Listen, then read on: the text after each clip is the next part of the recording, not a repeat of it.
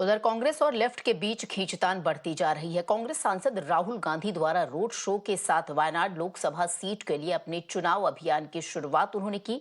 चुनावी अभियान के एक दिन बाद केरल के मुख्यमंत्री पिनरई विजयन ने तीखी टिप्पणी की। मुख्यमंत्री पिनरई विजयन ने कहा कि कांग्रेस ने अपने कार्यक्रम में लेफ्ट से संबंधित झंडे प्रदर्शित नहीं किए। उन्होंने आगे कहा कि झंडे के मुद्दे पर कांग्रेस का रुख दिखाता है कि वो IUML के वोट तो चाहती है, लेकिन उनके झंडे को स्वीकार नहीं करेंगे। ഒരു മാധ്യമം റിപ്പോർട്ട് ചെയ്ത കാര്യമുണ്ട്.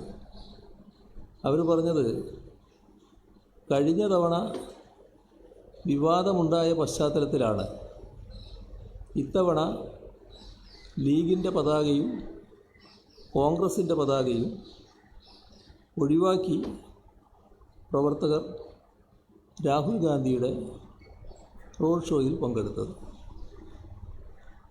ഇത് ഒരുതരം ഭീരുത്വമല്ലേ?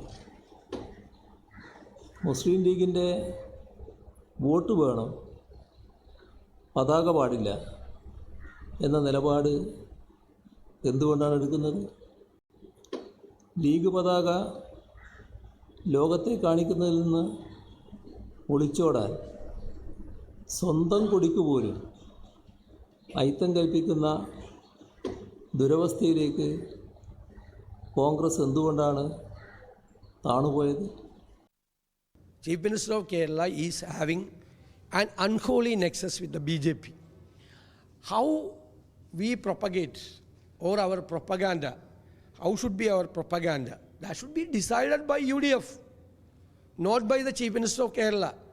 He can look after his own LDF matters. There is no need to intervene our propaganda. There are sufficient leadership in the UDF. Other side, they are under fear of the BJP and central agencies. Because for appeasing BJP, they are making statements